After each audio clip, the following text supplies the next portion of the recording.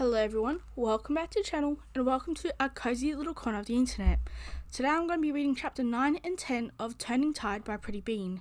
Here is chapter 9, the end, or is it? Hope you guys enjoy. The next morning, Rompo walked into the agency at 6 o'clock in the morning. Rompo looked around, no one else was there yet, maybe except the president, but he wasn't sure. Rompo walked over to his seat, grabbing a snack before he sat down. A million thoughts ran through Rompo's mind last night.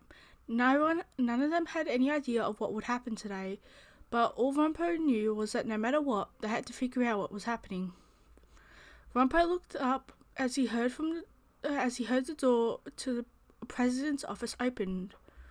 He watched as he walked into the main room. "Good morning, Rompo," the president said, giving a nod to the boy.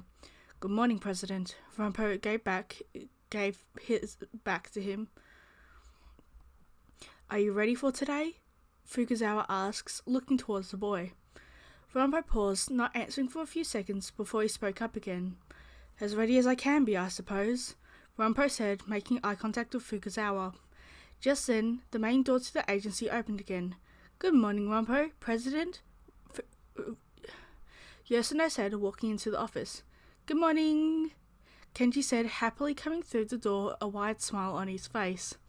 "Good morning, Yoshino, Kenji," the president said, giving both a nod. "Are you planning on coming along for the mission?" Rompo asked him, looking up towards him. "Do you think you'll need me there?" Fukazawa says, looking towards Rompo, awaiting his answer.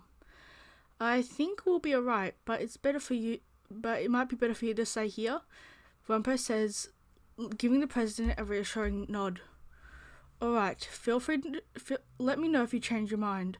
I'll be going to my office now. Feel free to come in and get me if you need me," Fukazawa said, turning and walking back towards the office.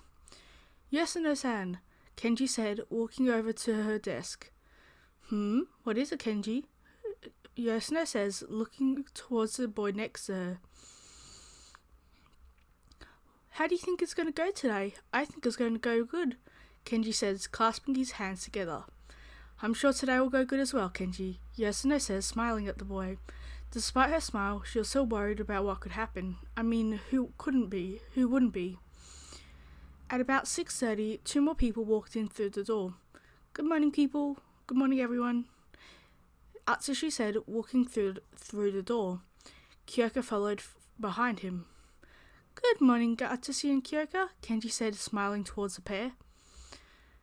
Atsushi walked over to his desk, Kyoka following along with him. "I'm surprised Kunikita-kun isn't here yet," Atsushi said, simply just talking out loud. Just then, Kunikita walked through the door. "Speak of the devil," Yoshino says, giving a light laugh. "Good morning, everyone," Kunikita says, swiftly walking towards his desk. "Is there anything we need to do ahead of time?" he asks, looking towards Rompo. "Nope, we're just waiting for everyone to show up," Rompo says, keeping a smile on his face despite his inner worries. "Alright," Kunikita said, taking a seat at his desk, waiting for the rest of the members to show up. At about 6:50, Poe and Lucy walked through the door. "Good morning," Poe says, walking over to Rompo. "Is everyone here?" Lucy asks, looking around the office. The rest of the members are here. The rest of the members are here. Look around. Just Dazai being late as normal," Kunikita says, rolling his eyes. "I mean, he's not technically late," Kyoka says, shrugging her shoulders at the older man. The group decide to wait for Dazai. That while they wait for Dazai, they may as well go over the plan one last time. "Alright, so if you excuse me, I'll start to go over our plan," Kunikita says, standing up to get everyone's attention. Once everyone is paying attention, he starts. First of all, us, minus Tanizaki, Dazai, and Lucy, will go to Annie's room. The three outside Annie's room will head to the Port Mafia building. Once they're close enough, Tanizaki will use his ability to hide the three of them. Dazai will lead them to Tria's office, and they will attempt to question Tria peacefully. He paused. "Sounds right?" He asked, looking towards Rumpo. Yup, Rumpo said, giving him a thumbs up. Just then, Dazai steps into the agency. I'm not late, am I? Dazai says, a playful grin on his face. You're actually here on time. You're actually just on time, for once, Kunikida said, crossing his arms. Well, should we get going? Yasuno said, moving to stand up. Alright, I'll let you all in Nanny's room, Lucy said, looking over to Rumpo, waiting for him to say that they were good to go. Rumpo gives her a nod. She used her ability, and the members of the agency plus Po were now inside Annie's room, minus Tanizaki and Dazai, of course. And then there were three, Dazai said, walking towards the door. Off we go, I suppose, Tanizaki said, clearly worried about what was going to happen. Lucy just silently followed along, not having much to say. The trio made their way towards the Port Mafia building. Dazai took them through ways that even the Mafia was trying to keep an eye. That even if the Mafia was trying to keep an eye on the agency, they would be hard to find. Alright, Dazai said, stopping. This is as close as we can get without light snow, Dazai says, looking towards Tanizaki. Tanizaki nodded, activating his ability. Just so you guys know, people can still hear us even if we're hidden by light snow, Tanizaki said, looking towards the other two who made sure they knew. Both of them nodded, before Dazai continued to lead them towards the Mafia building. After walking around for about 5 minutes, Dazai turned to the group, shushing them. He whispered, There's a back door that shouldn't be guarded at this time. We can get in through there. Dazai started to lead them towards the door. Once I reached the door, Dazai swiftly picked the lock. Dazai turned around to Dazai turned around, turned to the others, giving them a thumbs up before pushing the door open. Lucy and Tanizaki were a bit shocked when they stepped into the building. Tanizaki had been in the Mafia building, but only one part of it. Lucy had never seen it. Both of them looked around. The floor they were on was pretty open and looked like any other building. There wasn't much in the area except for a food area along with a few elevators and staircases. While the other two were talking in the building, Dazai was more focused on the people. During Dazai's time in the Mafia, there would be many more people guarding the ground floor, but here there were maybe 20 at most. Dazai turned around to the other two, carefully closing the door. He pointed towards the stairs and elevator, giving them a choice. Lucy didn't really want to walk up the stairs, but she knew it would draw attention to them if they took the elevator, so she pointed towards the stairs. Tanizaki nodded, silently saying that he agreed with the pair. Dazai nodded, walking towards the pair, walking in front of the pair towards the stairs. The trio trailed up and The trio trekked up the seemingly never-ending staircase. How much longer is this? Lucy whispered, tired of all the stairs. We're almost there, just one more case, Dazai said, turning towards her, flashing her a smile. Lucy closed her eyes as she just kept trekking up the stairs. After forever, they arrive at the top. Dazai turns towards them, putting his finger in front of his face and to signal them to be quiet. We're here, he whispered, turning back around, slowly pushing the door open. To Dazai's surprise, there was no guards at the door. Not that Dazai was complaining, it just meant it was easier for them. Just through this door, Dazai whispered, leading the others to the door of Tria's office. Should we let the others know? Tanizaki whispered, just wanting to make sure everyone was on the same page. No, it should be fine. I'm sure Rumpo knows everything going on, Lucy whispered, rolling her eyes, knowing how smart the weirdo was. Dazai slowly opened the door to Tria's office. Tria looked up at the person the person at his side seemingly disappearing. Huh? Valorine, are you back already? Tria asked, called towards the door. Apologies, but we're not Valorine, Dazai says as Tanizaki undid like snow, revealing them. What are you doing here? Tria yelled, standing up from the desk. Nakahara-san, Tanizaki tried to plead. We just want to talk to you. What's going on? Meanwhile, with Valorine was sent off to run some errands. Nothing grand, just some snacks, paper, and whatever else was on the list. He was on his way back when he suddenly got a phone call. Valorine pulled out his phone out of his pocket. Once he saw the caller, he immediately answered. Hello? Valorine said to the other person on the line. You need a return, now, he said, leaving no room for discussion. Of course, Valorine said, quickly hanging up the phone and placing it in his pocket. He rushed as fast as he could towards the Mafia building. Back in Tria's office. There was nothing going on, Tria said, doing air quotes around going on. Tria just wanted them to leave. He couldn't handle them being here. Not right now. Just get out, Tria said, slamming his hands on the table. Don't make me get rid of you. Oh, quit it with the nice guy. Quit it with the tough guy act, Lucy yelled right back at him. She could tell that he was trying his best to keep himself together. Just tell us what's going on. Tria, please, Dazai said, looking at Tria with eyes that Tria just wanted to fall into. Tria was about to respond before being cut off by the door opening. Tria, is everything... Valorine noticed who was in the room. He only recognized Dazai, but he knew the others that were with him. Why are you here? Valorine said, ready to protect Tria no matter what. We just want to talk to Tria, Lucy said, putting a hand on her hip. She was done with all of this already. Well, you're not supposed to be here, so leave, Valorine said, stepping closer to them. Calm down, Valorine, he said, standing to where the trio couldn't see him but hear him.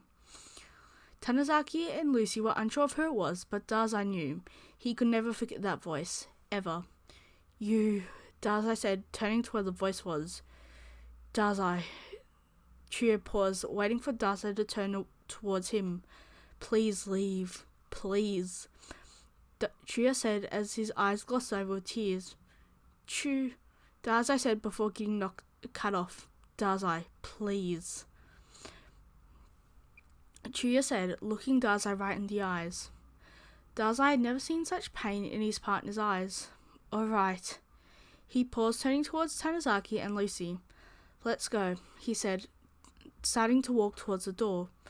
Dazai, we can't just leave, Tanizaki said, not wanting to disappoint the others. Let's go, Dazai said, glaring at Tanizaki. You heard him, let's go, Lucy said, looking towards Tanizaki, clearly also distressed about the situation. The trio walked out of the office, feeling a glum feeling around the whole building. Tria sat down, laying his head on the desk. Tears began to fall out of his eyes before he even had a chance to stop them. Valorine walked over to Tria, giving him light pats on the head. It's okay, Tria, he said, smiling at him. Don't be stressed, Tria. Everything is still going according to plan, he said, grinning at the pair before walking out of the room. Dazai, Tanizaki called, trying to chase after the other ones outside the Port Mafia building. Lucy grabbed his arms. Stop, let him go. Let's return to the agency and tell the others what happened, Lucy said, knowing that Dazai probably needed his space at the moment. Yeah, he paused, watching Dazai walk away. Let's go, he said, turning away from Dazai and towards the direction of the agency. Both Lucy and Tanizaki knew they had a long explanation ahead of them. Chapter 10. The door is shut.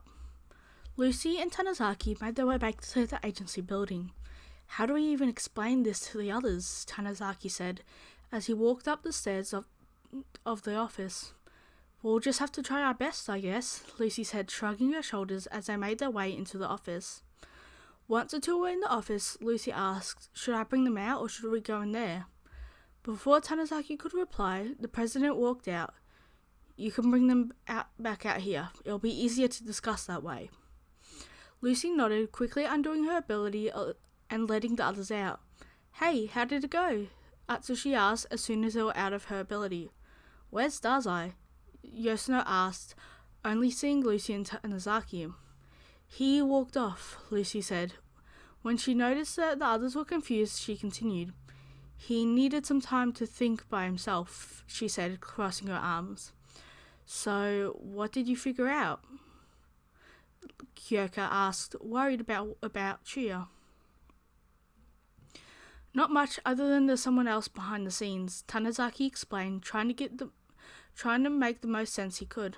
Do you know who? Rumpo immediately asked him, stepping closer. No, but Dazai seemed to. I'm not even sure when he's coming back, though. Tanizaki said, looking away and feeling bad for not being able to give the others more information. It's fine. We'll just wait for him to get back, Kunikida said, pushing up his glasses. Well, I suppose I take it that you didn't get to talk to Nakahara?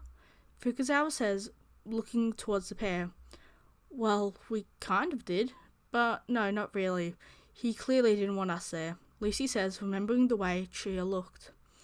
So we know nothing until Dazai comes back, Yoshino says, looking at the pair, slightly disappointed but understanding that they did their best. That's fine. Dazai's probably coming up with something right now.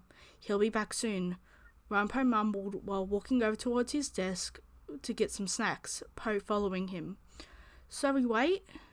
Kenji said, skipping over to his desk and looked at his plant.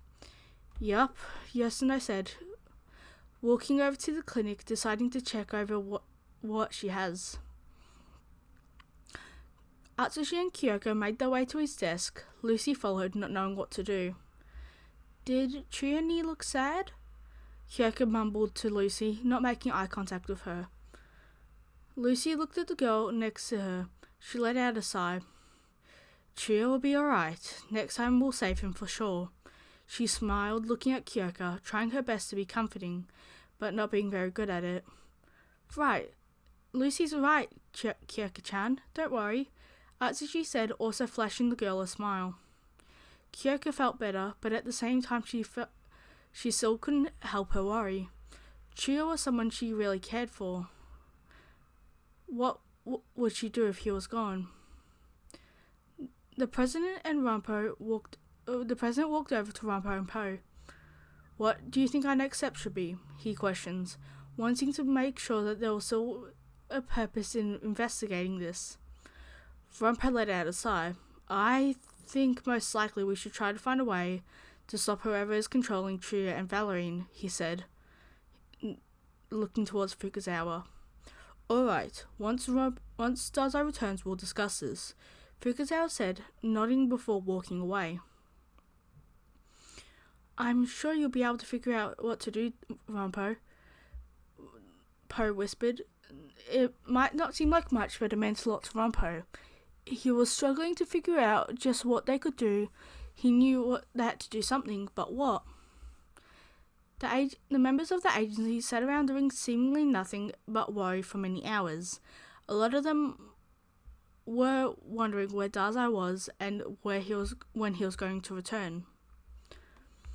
After Dazai left the other two at the Mafia building, he immediately ran off. He heard Tanizaki yell at him to come back, but he didn't even bother to turn around. Where was he going? He didn't know, and it didn't matter. Tria was being controlled by him, and there was nothing he could do about it. His brain still couldn't wrap around it. Just why? What was he trying to do? What was his ploy? What did the man want? Dazai thought and thought, but he could never find an answer. Dazai felt lost, so he went to the place he knew would give him clarity. He made his way to the cemetery slowly. Once he reached it, he walked over to Oda's grave. Hi, Oda-saku. It's been a while since I last stopped by. Dazai moves to sit against the grave. Dazai sat there for what felt like hours, mindlessly talking to his friend, when it suddenly hit him. I should head back to the agency. Thanks for the chat, Dazai said, pushing himself off of the ground and and walking out of the cemetery towards the agency. Dazai made his way back to the agency building pretty slowly, even though he had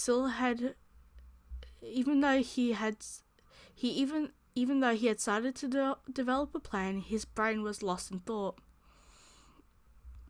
He made his way up to the stairs, slowly pushing the door open. "Dazai-san," Atsushi said, immediately popping up and rushing over to him. "Are you okay?" Yeah, Dazai said, giving a slight smile to the kid. "Well, Dazai, welcome back," Kunikida said, giving him a nod. Rumpo walked over to Dazai, gesturing him to come over to his desk. Rumpo waved over to Dazai, gesturing him to walk over to his desk. Dazai quickly walked his way over to his desk. "Hey, Rumpo," Dazai says, sliding his hands into his pocket. "So, who is it?" Rumpo asks, looking Dazai straight into the eye. "Who is who?" Dazai asks, playing dumb. "You know what I'm talking about, Dazai," Rumpo says, giving him a serious look. "It's exactly who we thought," Dazai mumbled, still in slight disbelief. "Crap, seriously? Now what?" Rumpo said, looking down at his desk. "I don't want to intrude, but maybe we could talk to the others that might help. Maybe talking to the others might help, or even finding someone else that can help us," Poe whispered, worried about speaking up. Outside help might not be a bad idea, but who would get involved? Rumpo thought that not many people would want to get involved with the Mafia if they didn't have to. About 20 minutes later, the whole of the agency was in a meeting. "So, do we know who the big bad is?" Yosuno said, waiting for them to say who. "Yeah, but you aren't going to be happy about who it is," Dazai says, looking towards the table. "Who is it? Surely it couldn't be that bad," Atsushi says, looking a bit unsure if he wants to actually know. Rumpo lets out a sigh. "Mori," he says, letting that sink in with the others. Yosuno was the first to regain herself. "What? But everyone said he died of poisoning. There's no way." She said she didn't believe that monster could get any worse. "Why? What does he want?" Tanazaki asks, seemingly shocked despite being there. "We don't know, but it can't be anything good," Dazai says, still confused on what his motive should be. "Do you think that he might have in order to gain more trust in the Mafia? There's many people who dislike Mori, but Tria seems to be more liked," the president said, chipping into the conversation. "That could be possible. I wouldn't put it past him," Dazai says, shrugging. "Definitely wouldn't put it past him. That freak of a man," Yosuno says, disgust in her voice. "Whatever his motive is, we need to still help Tria ni," Kyoko whispers, still wanting to make sure to save him. "Don't worry, Kyoko. We won't let him be hurt anymore. We'll figure something out," Atsushi says, trying to comfort the girl. "Tria won't just leave though, so what do we do?" Lucy asks, wanting to be done with this meeting. "We kidnap him?" Rumpo said, as if it was the most casual thing ever. "We can't just kidnap the poor Mafia boss," Kunikida scolds Rumpo. Rumpo simply rolls his eyes. "I hate that I'm even suggesting this, but maybe we should reach out to Francis. I have him reach out to the Mafia, strike up a deal they couldn't refuse. Then we have a way to get inside," Lucy suggested, even though she thought it was a dumb idea. "Wait, that could work, as long as we come up with a good enough deal," Dazai says, leaning back into his chair, thinking this over. "Let's do it. We can always figure out what the deal is later," Rumpo says, strolling towards the door. "I guess we're leaving? Wait, where are we going?" Atsushi asks, looking at the other in the room. "Why not?" Yosuno shrugs, getting up to follow Rumpo out the room. Ooh, this sounds like fun," Kenji says, walking out. Slowly, they made their way down the streets of Yokohama. Ah, where are they located? Rampo asks, looking at Atsushi. I can lead us there, Atsushi says, giving him and Kyoka leading in front of the group.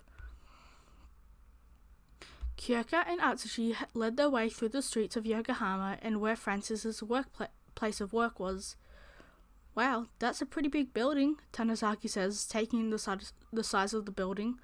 Pfft, we just broke into the Mafia like 5 hours ago and it was bigger than this, Lucy says, laughing at Tanizaki. Tanizaki just looks away, embarrassed. Anyway, let's head on in, Yoshino says, as their group begins to walk to the door. Huh? What are you guys doing here? Lucia, I forgot her name, so I'm just calling her Lucia. Is that how humans... I don't know, just the smart chick from the guild, okay. Lucia says she happened to be by the door. Lucy? Poe? She was shocked to see them in more than the others. Is Francis here? Atsushi asked, wanting to make sure they caught him. Oh, yes, do you need to speak to him? She asks, smiling at the group. Yeah, we have something pretty important to discuss, Atsushi said, nodding at her.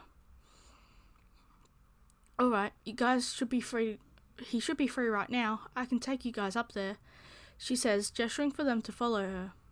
The group follows her up the stairs where Francis is. Many of the agency members were surprised by the look of the building. Lucia knocks on the door. Sir, members of the agency are here to speak to you. After a pause, he speaks up. All right, let them in now. Let them in now. After getting permission, she pushed the door open. Wow, it's a whole party. What can I do for you? He asks as the group makes their way into the office. They could already tell this was going to be a long meeting. Okay, that was 2 chapters in 1 episode. Not episode, 1 video. Anyway, hope you guys enjoyed it. I've got 20 minutes to edit this and do everything. I don't really edit though, I just put all the files in. No editing required. I just can't be bothered. Anyway, I've got 20 minutes to do this, upload it, and I hope you guys enjoyed. See you guys later. Make sure to take care of yourself. Bye bye.